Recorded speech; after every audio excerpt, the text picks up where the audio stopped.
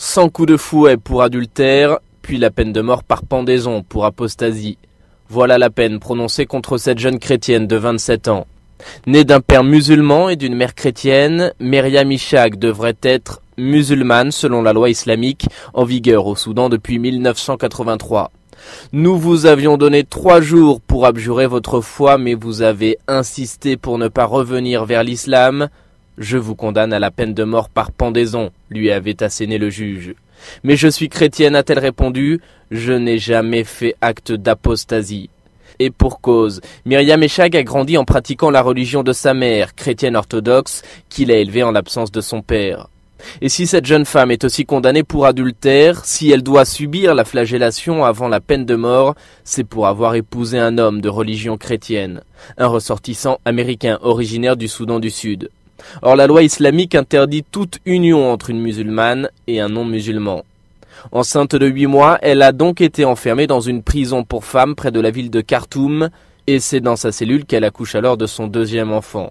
Elle se retrouve aujourd'hui prisonnière avec sa toute petite fille et son garçon de 20 mois, en attendant son exécution. L'affaire soulève une vague d'indignation dans le monde et des pétitions se multiplient pour empêcher son exécution. Reste aujourd'hui l'inquiétude et la consternation concernant le sort de cette jeune chrétienne. Voilà, chers frères et sœurs, soyez abondamment bénis.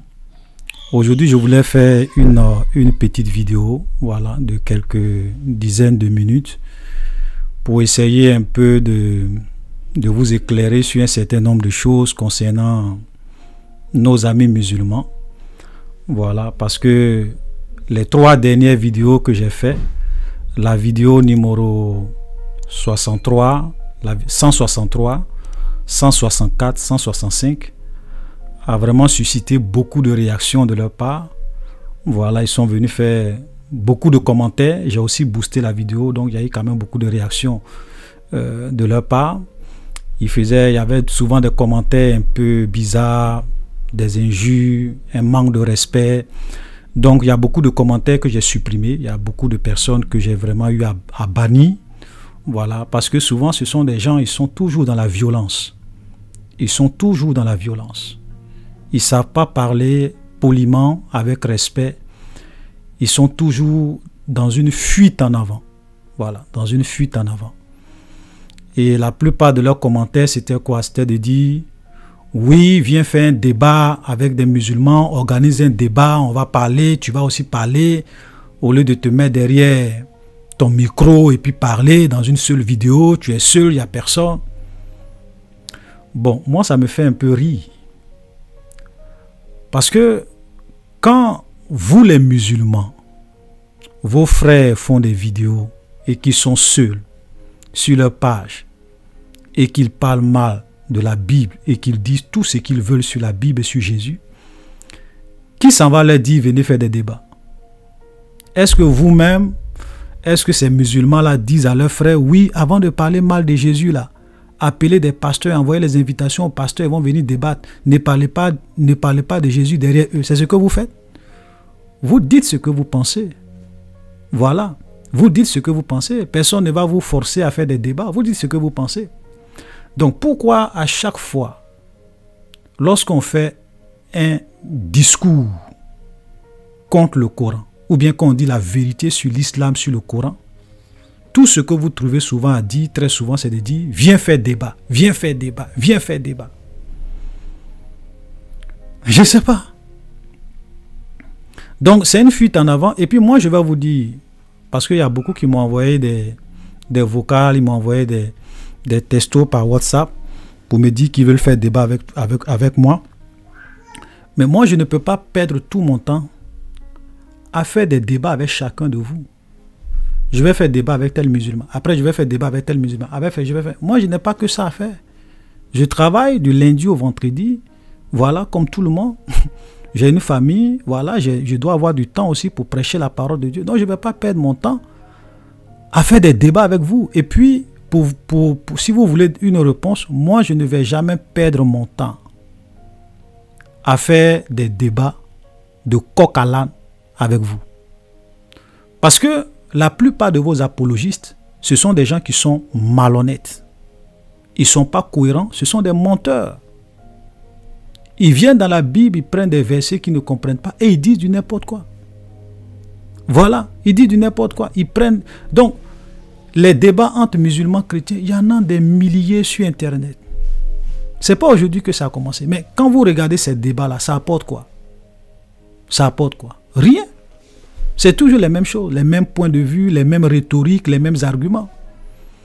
Donc moi, je ne vais pas perdre mon temps à aller faire des débats avec vous pour faire du coq à l'âne. Vous croyez en votre Coran qui dit Jésus n'a pas été crucifié. Nous, on croit en notre Bible qui dit Jésus a été crucifié. On va faire... Ça dit que deux livres contradictoires avec des points de vue. Vous croyez au Coran. Nous, on ne croit pas au Coran. Nous, on croit en la Bible. Vous ne croyez pas en la Bible. Donc, toi, tu vas dire, le Coran dit. Moi, je vais dire, la Bible dit. Comment on peut s'entendre? Ça ne sert à rien. C'est pour cela que la plupart des débats que vous voyez, chrétiens, musulmans, à part quelques débats vraiment qui sont bien, la plupart des débats, surtout dans la zone francophone, c'est du n'importe quoi très souvent. C'est du n'importe quoi, c'est du coq à l'âne. Allez-y sur Internet.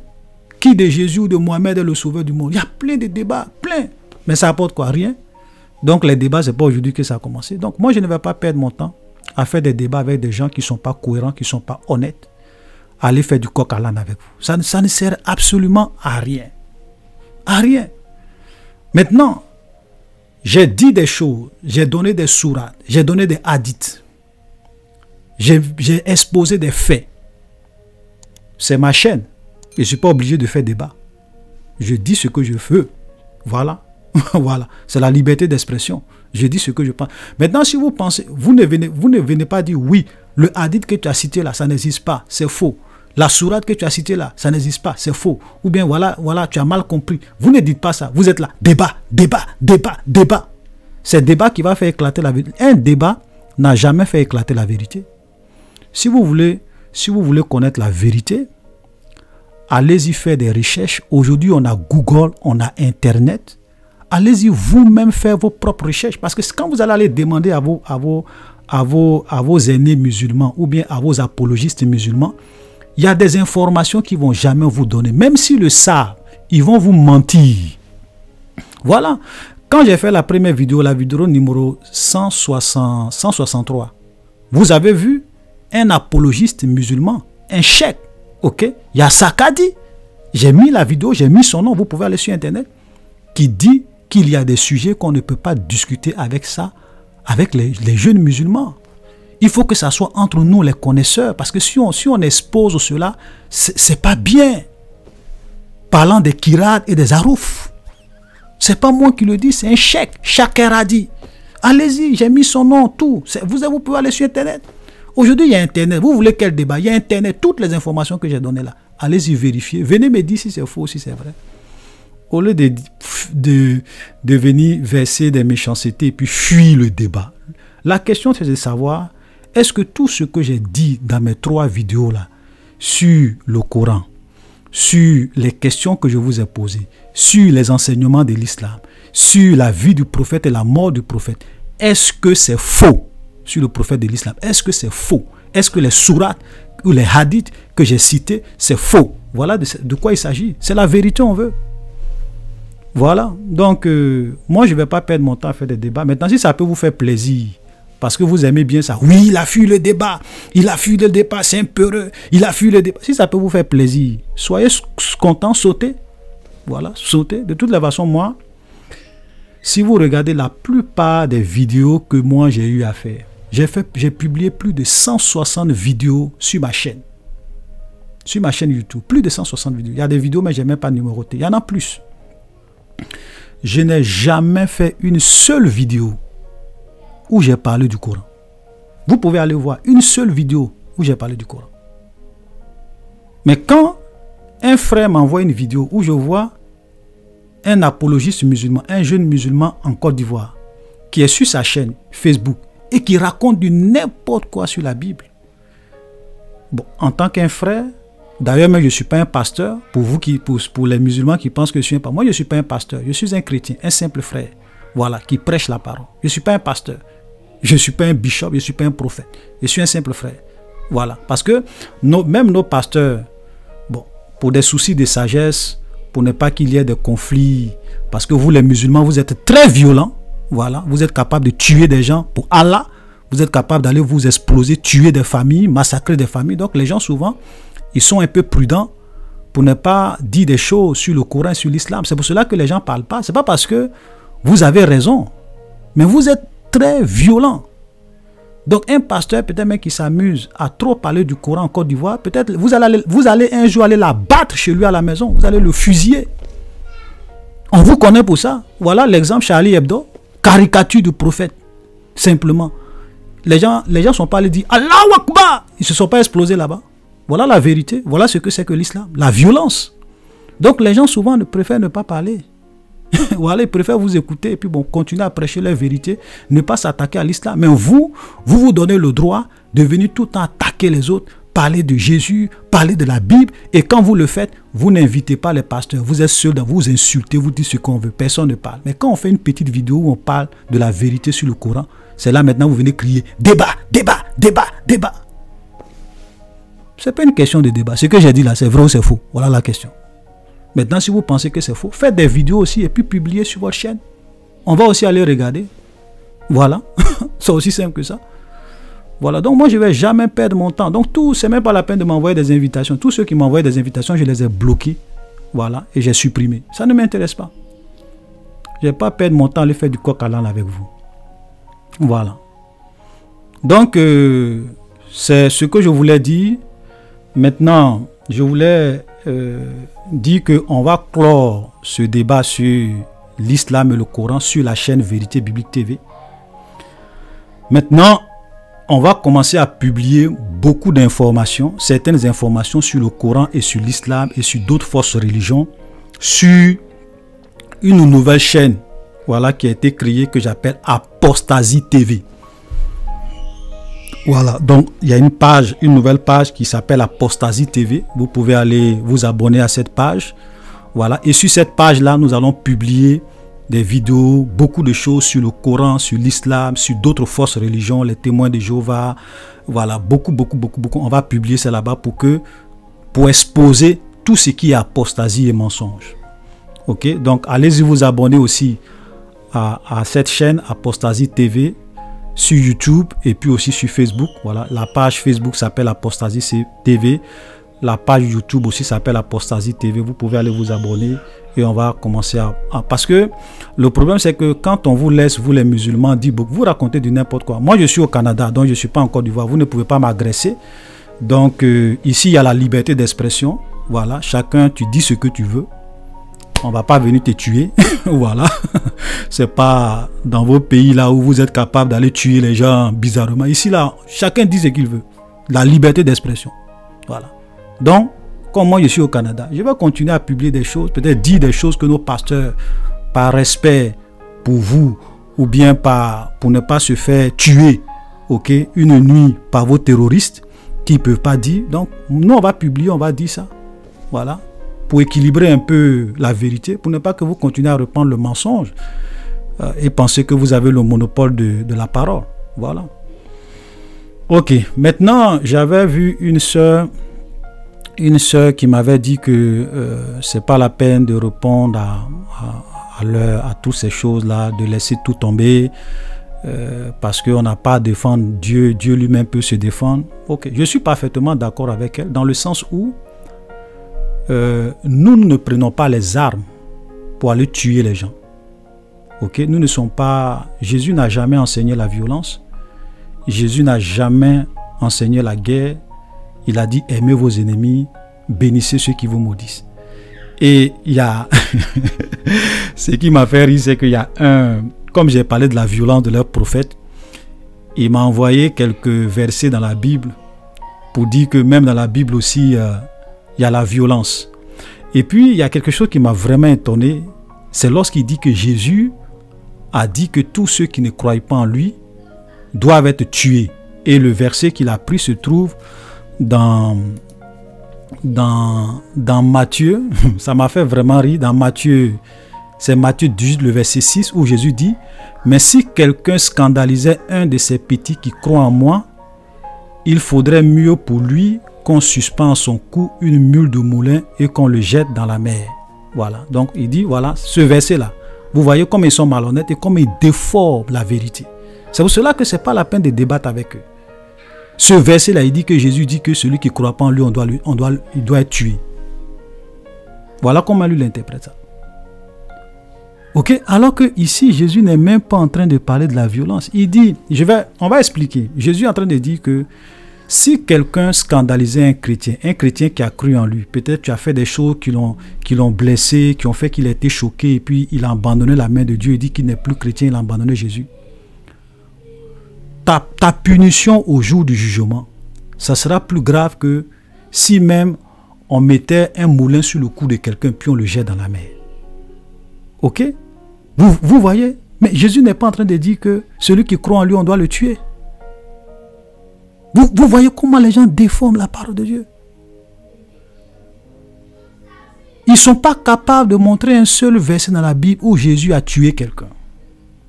Ils ne sont pas capables de montrer un seul verset dans la Bible où Jésus a dit à ses disciples, prenez les armes, allez tuer quelqu'un. Ils ne sont pas capables.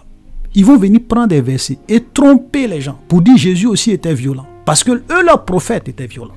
Donc il faut qu'ils trouvent des versets pour les réconforter. Vous voyez? Même vous demandez même à quelqu'un qui n'est même pas chrétien, vous lui demandez est-ce que Jésus est violent? Il va rire. Souvent même on se moque de nous, on dit mais Jésus a dit si on te gifle sur une joue, il faut tendre l'autre. C'est pas ce que vous dites pour vous moquer de nous. Voilà. Mais quand Jésus disait ça, c'est une manière de dire qu'on ne rend pas le mal par le mal. Ça ne veut pas dire si on me gifle, je dois dire viens me gifler ici. Non. C'est pour dire que Jésus n'a jamais enseigné la violence. C'est lui qui a dit, il vous a été dit, mais moi je vous dis, il vous a été dit œil pour œil, dent pour dent, mais moi je vous dis, aimez vos ennemis. Bénissez ceux qui vous maudissent, priez pour ceux qui vous maltraitent. Vous comprenez? Même Jésus, le jour, comme je le disais dans la vidéo numéro 165, il a dit le jour même les gens sont venus l'attraper. Pierre a pris son épée, il a coupé l'oreille de quelqu'un. Jésus lui a dit quoi? Mets ton épée dans ton fourreau, celui qui tue par l'épée mourra par l'épée. Donc comment vous voulez venir nous faire croire que Jésus est violent? Parce que nous, notre modèle, c'est Jésus. Celui que nous, quand on dit chrétien, un chrétien, c'est un disciple de Jésus. C'est Jésus qui est notre modèle. Il n'a jamais pris les armes, il n'a jamais tué quelqu'un, il n'a jamais dit d'aller soumettre les peuples au nom d'Allah, de tuer tous ceux qui ne croient pas en Allah et en sa parole, de les soumettre par la force. Il n'a jamais enseigné cela. Jamais. Ses disciples ne l'ont jamais enseigné. Eux-mêmes, au contraire, c'est eux qui sont emprisonnés, qui sont maltraités, qui sont arrêtés. Ils n'ont jamais tué quelqu'un. Vous voyez? Maintenant, souvent, pour se justifier encore, ils vont aller dans l'Ancien Testament. Et puis, ils sont souvent tellement malhonnêtes. Je le dis, je dis, les apologistes musulmans sont très, très, très malhonnêtes. Je fais cette petite vidéo encore pour vous montrer comment ils sont malhonnêtes, comme droit de réponse. Ils vont aller dans l'Ancien Testament et puis ils vont dire, regardez par exemple, je vais vous montrer un verset que il y a quelqu'un qui m'a envoyé. Ézéchiel, par exemple, Ézéchiel 9, le verset 6, où il est dit, tuez, détruisez les vieillards, les jeunes hommes, les vierges, les enfants et les femmes, mais n'approchez pas de quiconque aura sur lui la marque, et commencez par mon sanctuaire. Il commençait par les anciens qui étaient devant la maison. Voilà un verset qui cite. Mais ils sont tellement malhonnêtes qui ne vont jamais vous dire de qui on parle dans ce texte, qui doit être tué, qui doit être massacré, et qui parle, et dans quelles circonstances. Mais quand vous lisez même le verset 4, okay, l'Éternel lui dit, passe au milieu de la ville, au milieu de Jérusalem, et fais une marque sur le front des hommes qui soupirent et qui gémissent à cause de toutes les abominations qui s'y trouvent. Et mes oreilles, il dit, passez près après lui dans la ville et frappez, que votre œil soit sans pitié et n'ayez point de miséricorde. Donc c'est après on dit tuer les vieillards, vous voyez. Donc ce verset-là, cette prophétie, cette vision d'Ézéchiel. Donc vous voyez, ça veut dire qu'ils citent ce verset, mais ils ne vont jamais vous dire que ceux qui sont concernés par ce verset, c'est le peuple juif même. Ce n'est pas un autre peuple que les Juifs devraient aller tuer, massacrer. Non, c'est le peuple juif. Vous comprenez? C'est la ville de Jérusalem. C'est-à-dire que c'est le peuple de Dieu même, les Juifs eux-mêmes. C'est eux qui devraient subir ces choses. Mais ils ne vont jamais vous dire ça. Et quand ils lisent ça, ils veulent vous faire croire que non, c'est le peuple juif qui devrait aller tuer d'autres peuples, les attaquer, tuer leurs enfants, tuer leurs femmes, les massacrer. Non, vous voyez comme ils mentent. Et ça, ce sont des prophètes qui parlent. Ce sont des visions qu'ils avaient. Il faut comprendre. Mais ils ne vont jamais vous dire ça. Ils vont venir prendre ça, ils vont dire, voilà, le Dieu de la Bible dit, tuer les hommes, les vieillards, les enfants, les femmes, tout ça là. Voilà, donc là, le Dieu de la Bible est violent. Mais c'est de qui il parle? C'est de qui la Bible parlait? Du peuple d'Israël. Ce n'était pas un autre peuple. On n'a pas dit au peuple d'Israël, allez-y soumettre les autres peuples, tuez-les. Tous les habitants de la terre, soumettez-les à votre religion. S'ils n'adorent pas votre Dieu, tuez-les, massacrez-les. Non, non, non, non, non. Donc, ils viennent souvent dans la Bible, ils prennent des versets qu'ils font sortir hors de leur contexte, sans vous dire le contexte dans lequel ces versets pour justifier la violence qu'ils font dans l'islam. Souvent même, ils vont aller même dans certains, quand le peuple d'Israël est sorti de l'Égypte, où ils devraient habiter à Canaan, et puis Dieu leur avait dit de vraiment détruire les peuples qui étaient devant eux. Mais ce que les musulmans ne vont jamais vous dire, c'est que les peuples que le peuple juif devrait détruire, c'était 7 nations. C'était pas tout le monde. C'était 7 nations que Dieu leur avait ordonné de les détruire à cause de leurs péchés, parce qu'ils faisaient des sacrifices humains, ils tuaient leurs enfants, ils faisaient passer leurs enfants par le feu, ils faisaient des sacrifices, beaucoup d'abominations. Donc, comme un jugement, Dieu leur a dit qu'ils devaient tout détruire. Écoutez-moi très bien. Et c'était seulement, et ce n'était pas vraiment pour les soumettre ou bien pour les convertir par la force à la religion de Dieu, ou bien à la religion de Moïse, ou bien au judaïsme. Non. Mais c'était un jugement. Donc ils devraient tous les détruire. C'était un jugement de Dieu. Ils étaient 7 nations. Mais souvent quand les musulmans prennent ces genres d'histoire de l'entrée du peuple d'Israël, ils veulent faire croire que non, c'était un commandement de Dieu qui devrait détruire tous les peuples qui sont sur la terre, qui devrait les soumettre à Allah.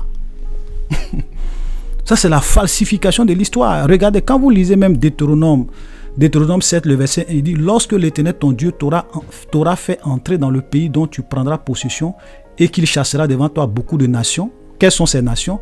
Les Hétiens, les Gigaziens, les Amoréens, les Cananéens, les Phérésiens, les Éviens et les Jubusiens. 7 nations nombreuses et plus puissantes que toi. Donc, ils étaient clairement identifiés. C'était 7 nations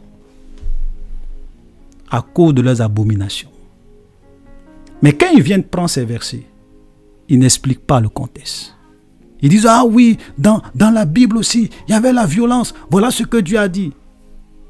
Regardez, je vais encore vous montrer un autre verset, parce que moi j'ai dit tout ça là pour vous les chrétiens, pour que vous puissiez comprendre. Regardez, quand vous lisez Genèse 15, le verset 16, parlant par exemple des Amoréens qu'on a vu là-bas, regardez Genèse 15, le verset 16, qu'est-ce que la Bible dit? À la 4e génération, ils reviendront ici, car l'iniquité des Amoréens n'est pas encore à son comble. Ça veut dire que Dieu est en train de dire à Abraham, je vais envoyer, tes enfants seront pendant 400 ans en esclavage en Égypte. Actuellement, je ne peux pas chasser ces nations-là de Canaan. Pourquoi? Parce que leur péché n'a pas encore atteint le niveau qu'il doit atteindre pour qu'il soit jugé. Leur péché n'est pas encore arrivé à son comble. Donc, souvent, Dieu, tu peux même être idolâtre, tu peux faire ce que tu veux, tu ne peux ne pas croire en Dieu. Dieu ne va pas te frapper, il ne va pas te juger. Mais souvent, quand les péchés, surtout dans l'Ancien Testament, quand les péchés atteignent certain niveau, Dieu c'est en fait comme si les gens ont dépassé la ligne rouge. Et quand vous dépassez la ligne rouge dans l'Ancien Testament, Dieu est obligé d'intervenir et de juger. C'est pour cela qu'il a jugé Sodome et Gomorrhe. C'est pour cela qu'il a jugé toute la terre par le déluge qu'il a fait envoyer sur la terre. Donc, au moment où il avait promis cette terre à Abraham, le péché des Amoréens n'avait pas encore atteint la ligne rouge. Mais Dieu lui dit, ok, je ne peux pas actuellement les juger. Mais quand, après 400 ans, quand tes enfants vont venir, en ce moment-là, ils auront atteint la ligne rouge et ton peuple sera un peu comme un instrument que je vais utiliser pour juger ces 7 nations et pour les détruire à cause de leurs abominations. Vous comprenez? Donc, quand les musulmans viennent pour vous expliquer ces genres de versets, pour prendre, pour dire oui, le Dieu de la Bible est aussi violent, pour justifier leur djihad, leur guerre sainte, ils ne comprennent rien.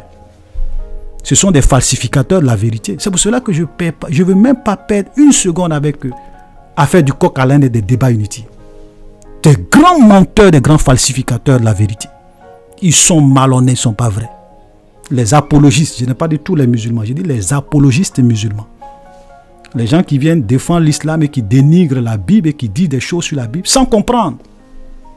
Ok? Comment tu peux venir citer Matthieu 10, le verset 6 pour dire que non, Jésus a dit que tous ceux qui ne croient pas en lui, on doit les tuer. Vous comprenez ça? Et même quand nous venons dans l'Ancien Testament, quand Jésus arrive, ok, il abroge, même dans le Coran, même dans beaucoup de hadiths, il y a des lois qui ont été abrogées.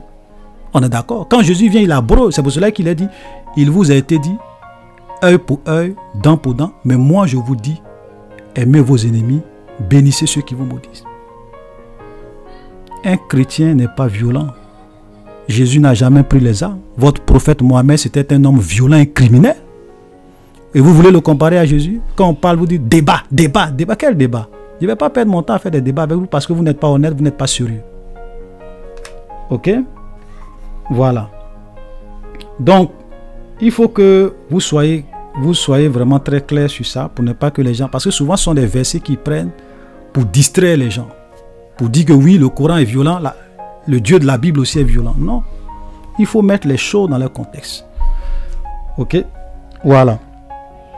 Donc, et puis souvent, ils ont souvent des réactions un peu bizarres. Moi, j'ai vu des commentaires. C'est là que je me suis rendu compte que les musulmans, ils sont ignorants de l'histoire de leur Coran, de l'histoire de leur hadith. Il y a un même qui m'a dit, les hadiths ont été écrits par les compagnons du prophète. Je lui ai dit, tu es un menteur. Les compagnons du prophète. Il y avait 4 grands compagnons du prophète. Il y avait Abu Bakr, il y avait Omar, il y avait Othman, il y avait Ali, le premier imam des chiites, Ali. Et quand le prophète Mohammed est mort, ces compagnons-là avaient leur propre version du Coran. Ils avaient leur propre version du Coran. Écoutez-moi très bien, ils avaient leur propre version du Coran. Et c'est quand ils sont arrivés, parce qu'il y a eu plusieurs, quand ils sont arrivés au règne de Othman, le troisième calife Othman, le troisième calife de l'islam, c'est lui qui a voulu imposer lui sa version du Coran et il a détruit, il a brûlé les autres versions du Coran. Et moi souvent je suis étonné que les musulmans ne savent pas ça. Que le calife Othman a brûlé la version du Coran de Ali, la version du Coran de d'autres. Ils ne savent pas ça. Et c'est eux qui veulent venir nous faire la morale, nous enseigner que non, vous êtes des ignorants. Mais ça me fait rire. Je vous en prie, regardez. Bon, pour ceux qui ont un très bon niveau en anglais, il y a un monsieur qu'on appelle David Wood. Ok? Le voilà qui est là. David Wood, ce monsieur-là, il fait des dégâts terribles dans le monde musulman, dans la partie anglophone. C'est un Américain. Je crois que c'est un Américain. Oui, David Wood. Il fait des dégâts terribles. Vous pouvez aller sur Internet, vous tapez David Wood. Voici sa chaîne YouTube. Acte 17 apologique. Ok, voilà. Acte 17 apologique. Plein de vidéos. Ça veut dire que quand il expose la vérité sur l'islam comme ça, beaucoup de jeunes musulmans se convertissent. Parce qu'ils maîtrisent les hadiths. Ils maîtrisent le Coran. La plupart des choses même que j'ai dit, je me suis beaucoup inspiré de ces travaux. Je me suis beaucoup inspiré de ça. David Wood, terrible. Des gens comme les Christian Prince, terrible. Mais malheureusement, comme beaucoup de personnes ne comprennent pas l'anglais, si vous avez un très bon niveau en anglais, je vous en prie, ou bien si vous avez des connaissances qui maîtrisent très bien l'anglais, allez-y sur la chaîne de David Wood, prenez les vidéos, quelques vidéos de David Wood, qu'il vous interprète, qu'il vous explique en français. Vous allez comprendre c'est quoi le Coran et les hadiths. De la pure manipulation. Et je vais vous dire, concernant l'histoire des l'histoire des hadiths, il y a des musulmans qui me disent non, les hadiths ont été écrits par les compagnons de... Aucun hadith n'a été écrit par les compagnons du prophète Mohammed. Les premiers hadiths, écoutez-moi très bien, vous pouvez envoyer même cette vidéo-là aussi à vos amis musulmans. Les premiers hadiths qui ont été écrits pratiquement 100 ans après la mort du prophète.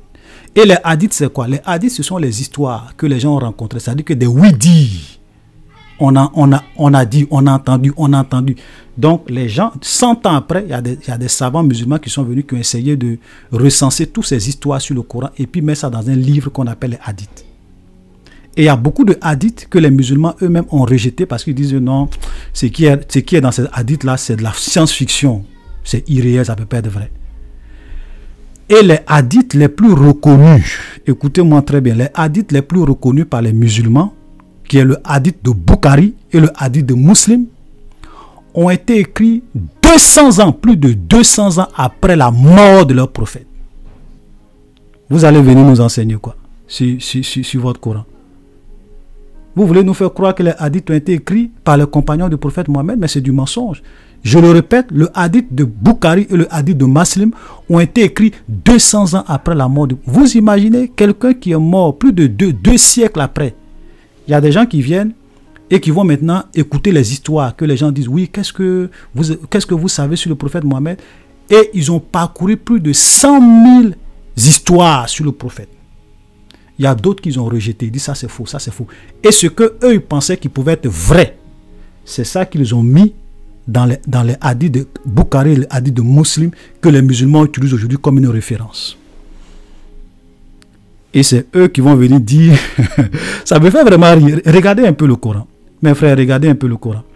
Le Coran dit, Jésus n'a pas été crucifié. Vous comprenez ça? Pourtant, leur prophète est venu 500 ans après Jésus. Quelqu'un qui est mort 500 ans avant toi. Les juifs même qui l'ont crucifié, là, eux ils disent dans le Talmud, ils disent oui, nous les juifs, nous reconnaissons que nous avons crucifié Jésus. Nous avons tué Jésus, on l'a crucifié.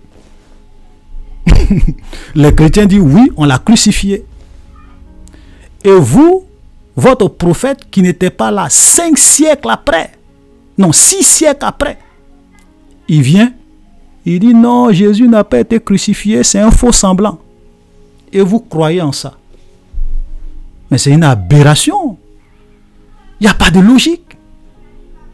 Une histoire qui s'est passée. Toi, tu viens 6 siècles après pour dire le contraire. Bon, chers frères et sœurs, soyez bénis. Je ne vais pas être long. Ok.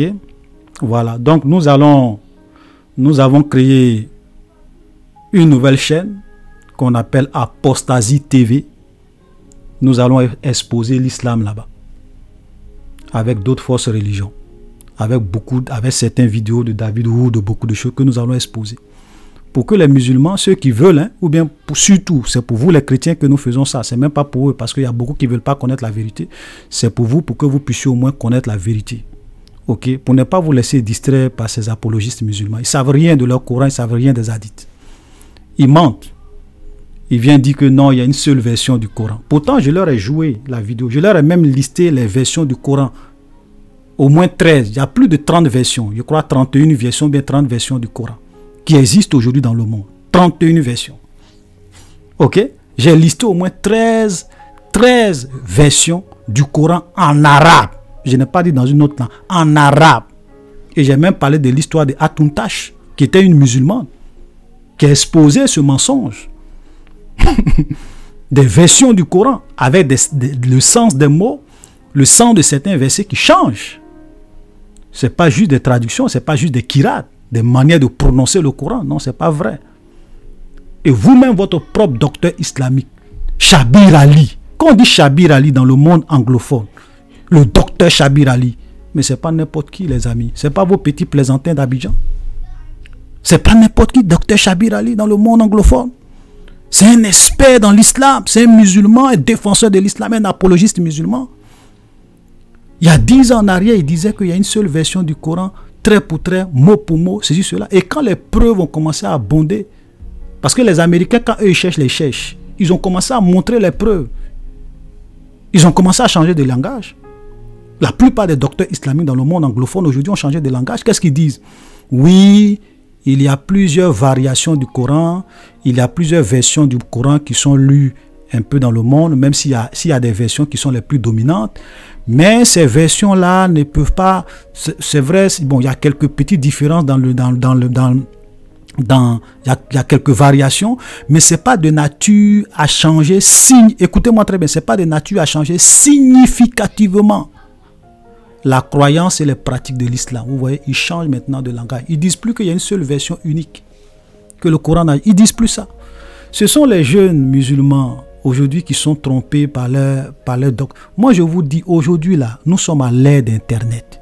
Il y a Google, il y a Internet. Allez-y vous-même faire vos propres recherches. N'allez pas écouter vos apologistes dans le monde francophone. Ils ne vont jamais vous dire la vérité. Voilà. Maintenant, si vous ne voulez pas faire ce travail et que vous plaisez dans le mensonge, il y a une seule version du Coran, le Coran est unique. Il y a des gens même qui disent que le Coran est descendu du ciel. Mes amis, le Coran n'est pas descendu du ciel. Ça a été écrit par des hommes. Au début, ce sont les gens qui mémorisaient cela, ils récitaient cela, c'était dans leur mémoire, dans leur tête. Et pour vous prouver même que ça a été modifié, même là, ok, je vais mettre ici les références du hadith de Muslim, ok, numéro 286, où il y a l'un des meilleurs réciteurs du Coran, au temps, ok, comme on appelle, des califes de l'islam. Et vous savez ce qu'il dit? Il dit du vivant du prophète Mohammed, il y avait un hadith, il y avait une sourate qu'on avait l'habitude de réciter, qui avait la même longueur, je crois, que la sourate Basra, je ne sais pas si je prononce bien, mais je vais mettre le numéro de hadith. Et il dit qu'il a oublié la sourate à part une seule phrase dont il se rappelle, et il a dit la phrase. C'est dans le hadith de Muslim. Je vais mettre toutes les références. Vous allez regarder. Mes amis musulmans, allez-y regarder. Venez me dire si ce que j'ai dit là est faux. Allez, prenez les références de ces hadiths là. Allez-y, venez me dire que monsieur, ce que tu as dit là c'est faux, ça n'existe pas. Le hadith de Muslim, l'un des hadiths que vous considérez comme étant authentique. Allez-y, regardez. Et arrêtez de vous faire berner, tromper par vos apologistes. Vous ne voulez pas découvrir la vie. Vous êtes dans une fuite en avant. Viens, on va faire débat. Viens, on va faire débat. C'est débat là qui va changer quelque chose. On vous montre les références, les sourates. On vous montre les numéros des hadiths. Il y a Google, il y a Internet. Allez-y faire vos recherches. Arrêtez de nous embrouiller. Voilà. Donc, chers frères et sœurs, soyez bénis. Et je vous invite encore à aller vous abonner massivement sur Apostasie TV, sur la page Facebook Apostasie TV et puis sur la page YouTube Apostasie TV pour ceux qui veulent avoir d'autres vidéos, d'autres informations sur l'islam et sur d'autres fausses religions. Voilà, soyez bénis et à la prochaine.